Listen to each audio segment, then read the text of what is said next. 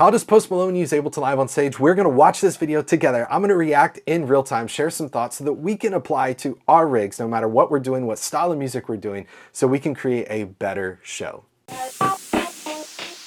So I am super excited for this video. I love doing these reacts videos. I've got some great feedback from you guys, and I think these are really helpful because one, we can learn from anyone. So we can watch any video and learn how they're doing certain particular things, and we can pick and apply to our rigs. Because two, I don't think the goal in watching these rig rundowns is to go, I wanna go to Sweetwater and say, here's the exact pieces of gear that I want, and I want my rig to be exactly like Post Malone. I don't think there's a lot of value in that because not all of us are playing giant stadiums, not all of us are out on the road running tracks for major artists, but there's things we can apply from each of these. Side note before we get into this, if you wanna watch this video without me talking on top of it, then click the link in the description of this video to watch the original video from Sweetwater. And two, if you wanna learn how to run tracks in a way that is efficient, flexible, stable, like the pros do, then head to Fromstudiotostage.com/template. You can download my free tracks template, as well as get access to my 6-day course where I show you exactly how to apply it in your situation and scenario. Okay, here we go. So I have not watched any of this. We're gonna press play, we're gonna listen. I'll pause, I'll react, and we'll see what we can learn from this. So here we go.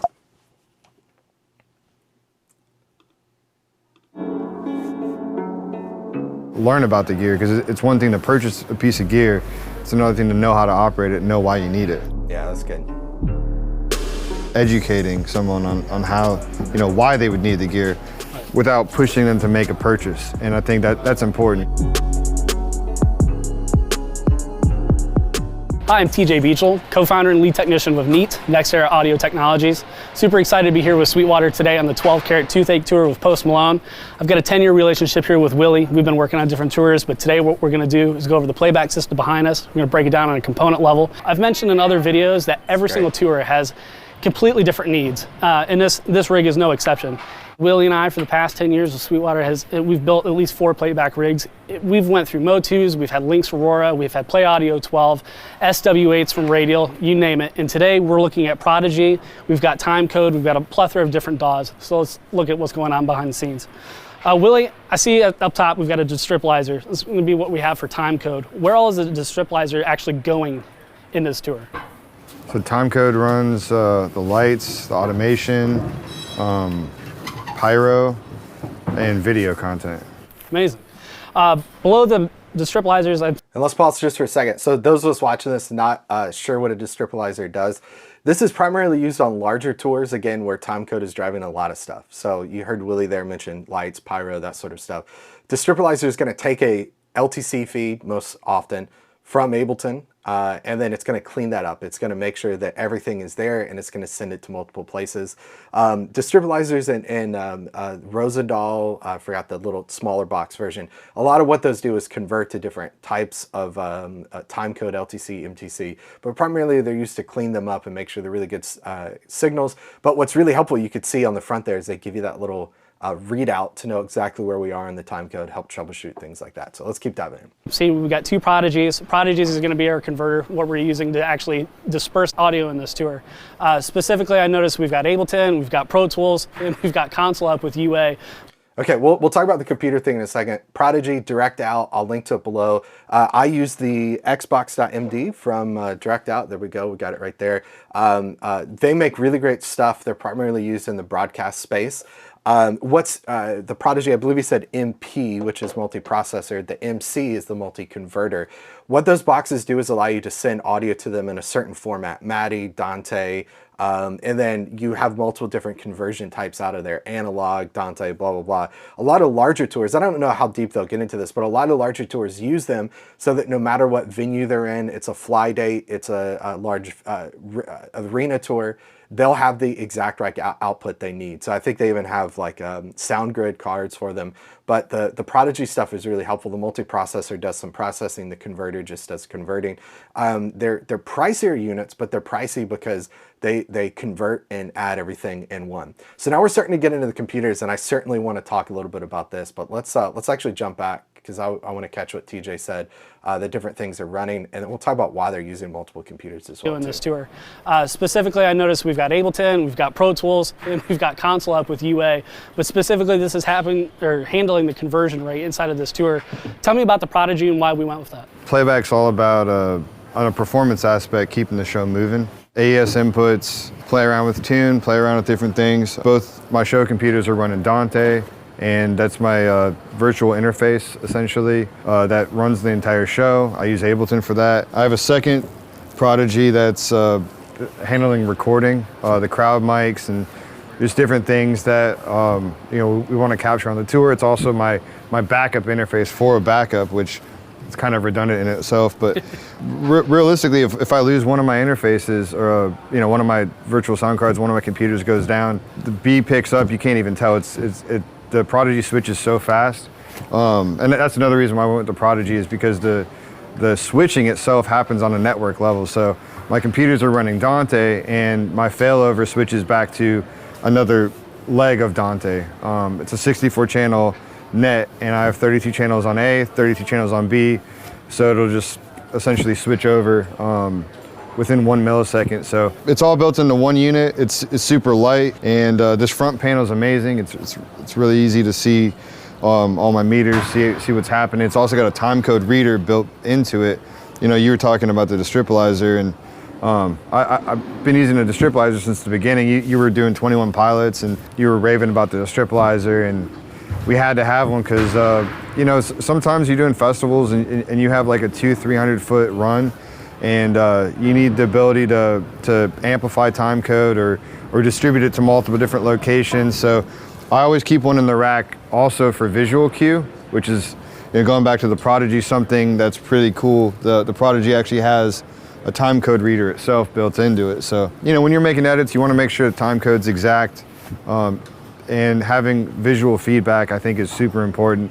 But I still believe that the Distripalyzer, you know, has a permanent place in any rack. Let's move over to the other rack. Okay, so this is really good. So a couple things I want to point out here that Willie mentioned. One, basically the way his rig is working, the fact he's getting Dante via DVS, Dante Virtual Sound Card, to the PRODIGY.MP.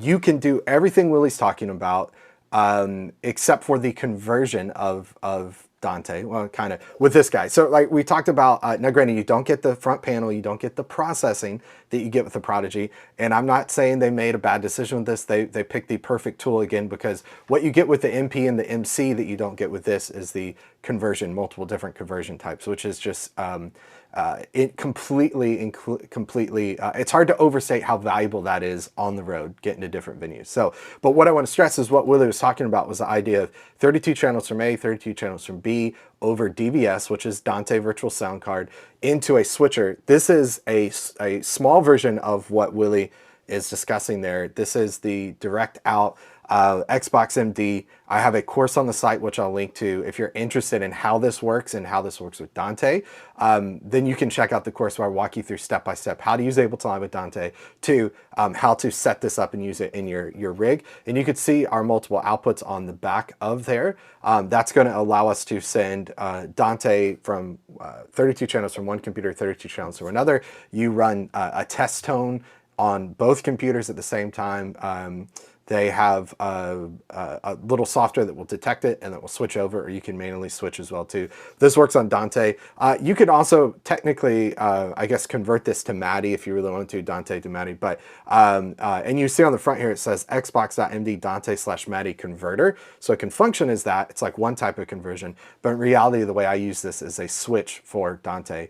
And again, they have the Prodigy, I believe they said MP, which does some processing.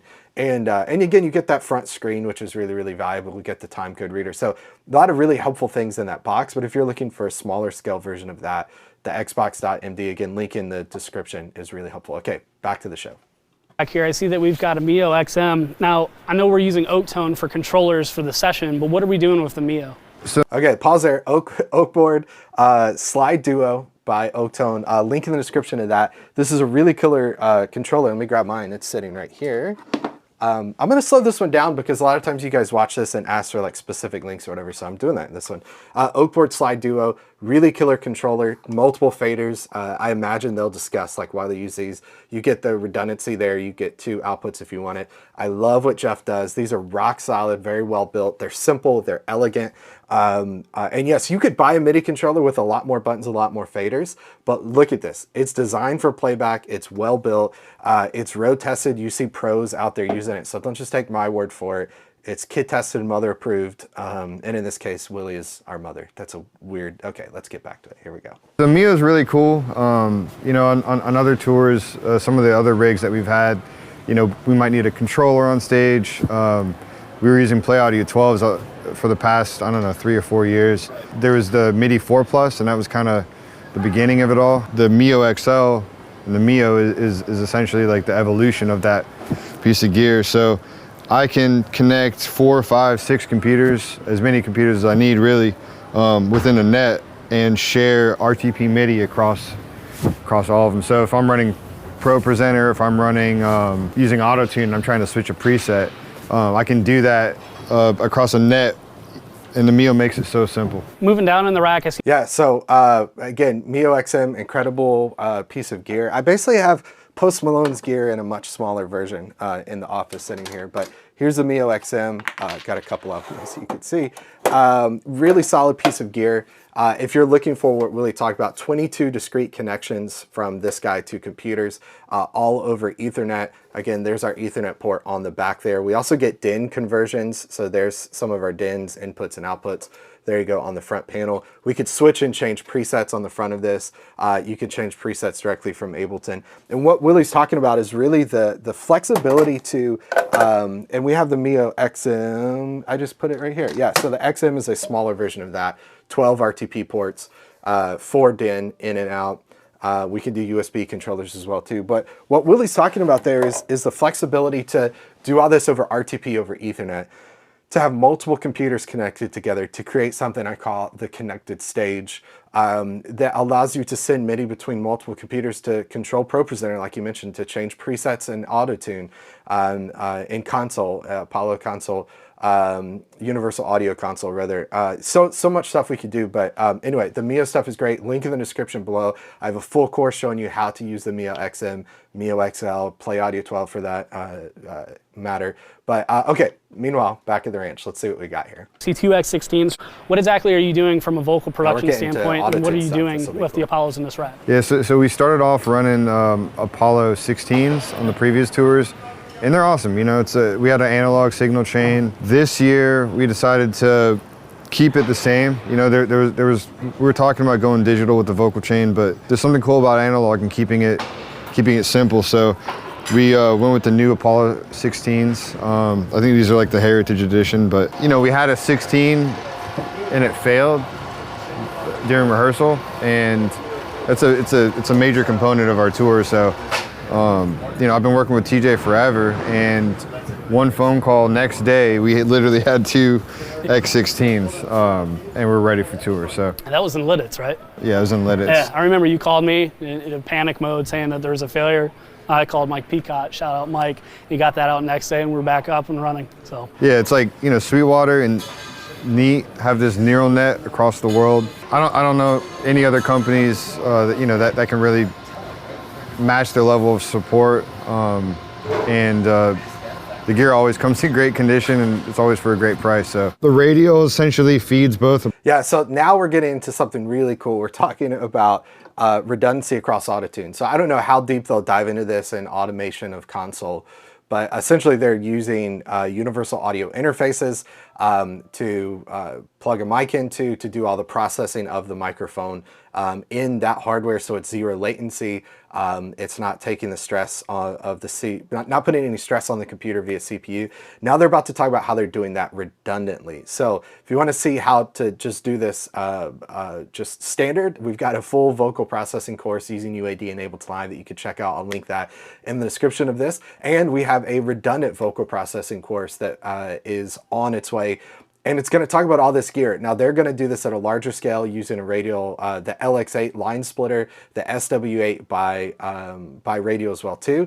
But in the redundant vocal course, we talk about doing this on a much smaller scale using the JS3, also by Radial, as well as the backtrack. Now the backtrack's back there, so I can't get to it. But again, you can learn how to do this exact same setup in our redundant Autotune processing course, which I'll link to that, which will be out, depending on when this video releases, may already be out, if not coming quite thereafter. But this is why they've switched to a redundant rig. Exactly what Willie said is if one goes down, you go to the other. And that's not because Apollo gear is unreliable, it's not because universal audio gear is unreliable, it's because this can happen to any piece of gear, no matter how well made it is. And if you only have one of them, you know, hope is a bad backup plan. So we want to make a plan and execute on that, and they did in this case. So now I think we're going to talk a little bit about redundancy, and again, all right, let's dive into it. Here we go. Apollos, and it's just a line level ISO split, and then the Apollos feed a SW8, and it's a manual switch. So if audio processing goes down on A, switch to B.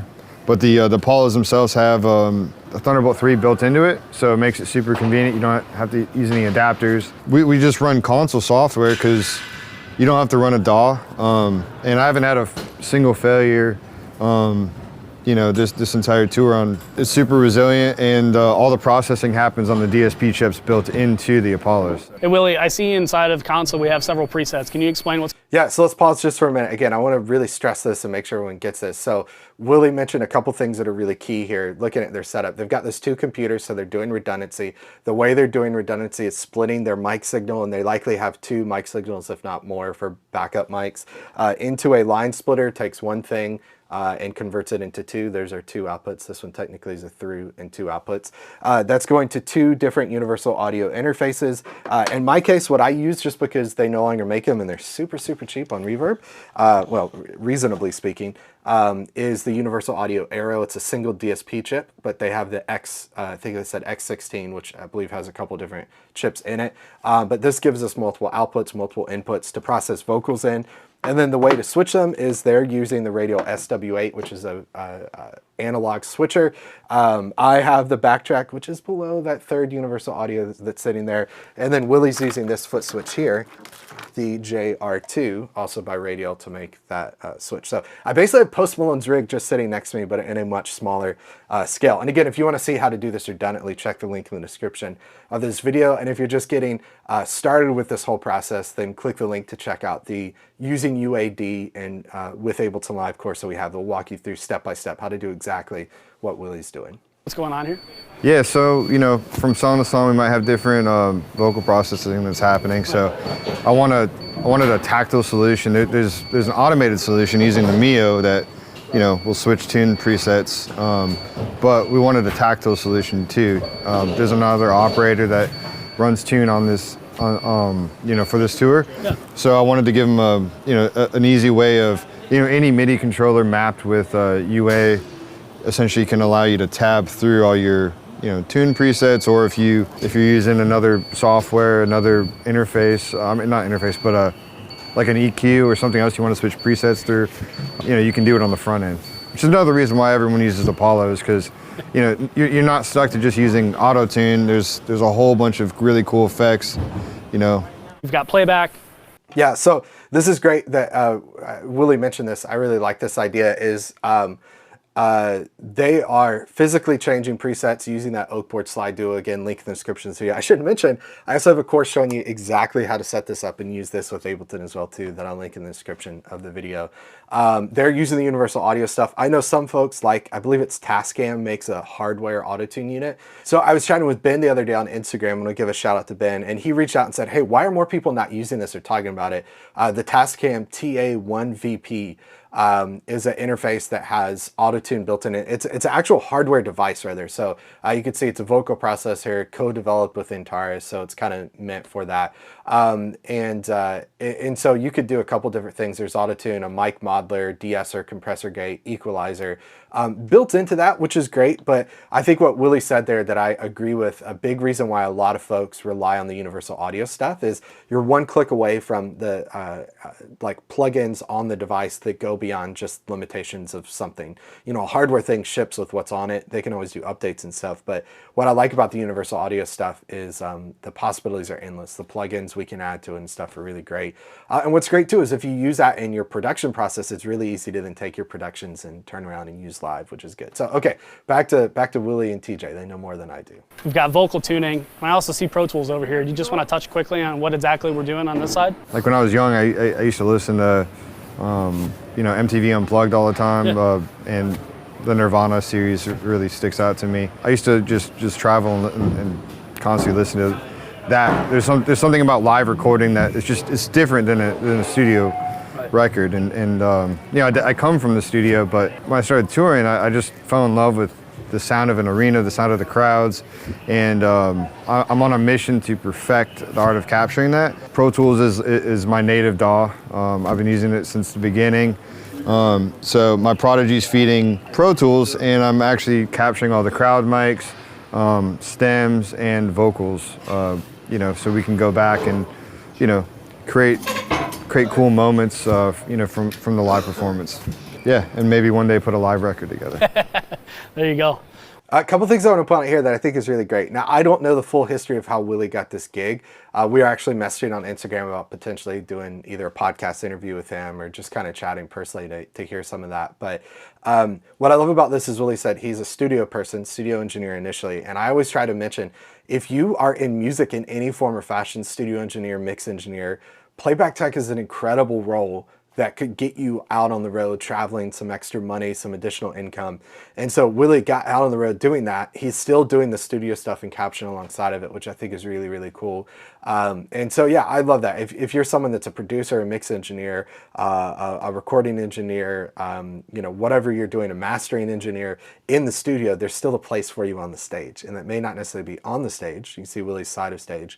But he's bringing the same art and the same passion that, you know, playback techs, good playback techs put into their rig, into even capturing the event and trying to make a good capture, which is really great. I also love too that he said, you know, he's doing playback, he's, you know, capturing stuff night after night, but then someone else is doing auto-tune. So you could certainly have a rig where everything's automated and one person's doing all of it. But I think in the case of what Willie's talking about, it's great that they kind of said, you're going to do these things. We'll have someone just handle auto-tune, vocal processing for the show, which is really great. Well, Willie, thanks for your time. Thanks for breaking down the rig. You know, thanks Sweetwater for coming out and, you know, always showing love. Thank you, Mike. Thank you, TJ. You know, your support means a lot and means a lot to a lot of people in the audio world, audio community. So thanks. Thank you. Yeah, so that was really, really great. One thing I was going to point out here for those of us that are nerds and geeks and try to figure everything out, looks like that's the CalDigit dock back there. I think the Thunderbolt 3 dock that they're potentially using. And so, yeah, really, really great Coming out interview. and, again, you know, I'll link to this. I'll turn the volume down.